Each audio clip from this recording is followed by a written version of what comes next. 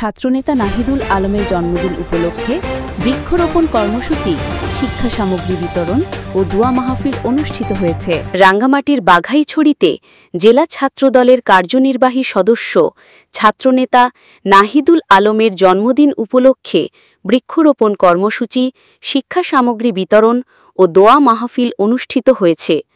বুধবার ৩ সেপ্টেম্বর সকালে পৌর ছাত্রদলের যুগ্ম আহ্বায়ক শাহাদাত মোল্লার উদ্যোগে বৃক্ষরোপণ কর্মসূচিতে উপস্থিত ছিলেন কাচালং সরকারি ডিগ্রি কলেজ ছাত্রদলের সভাপতি হাবিবুর রহমান তারেক, সহসভাপতি রাকিবুল ইসলাম, শাহাদাত হোসেন, নাহিদুল ইসলাম নয়ন, যুগ্ম সম্পাদক আমিনুল ইসলাম, পৌর স্বেচ্ছাসেবক দলের সদস্য নাসির উদ্দিন, পৌর ১ নং ওয়ার্ড ছাত্রদলের সভাপতি আমিনুল ইসলাম বাবু, সাংগঠনিক সম্পাদক মোহাম্মদ রাসেল, সহ সাংগঠনিক সম্পাদক মিসবাউল হক সহ ছাত্রদলের অন্যান্য নেতৃবৃন্দ।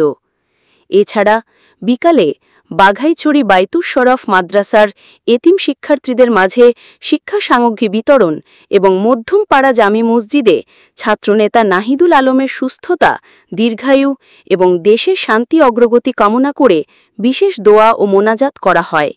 এই সময় উপস্থিত নেতৃবৃন্দ নাহিদুল আলমের নেতৃত্ব গুণ, শিক্ষাবান্ধব উদ্যোগ এবং সামাজিক কার্যক্রমের প্রশংসা করেন। তারা বলেন, তরুণ প্রজন্মকে এগিয়ে নিতে এমন উদ্যোগ প্রশংসনীয় এবং অনুকরণীয়।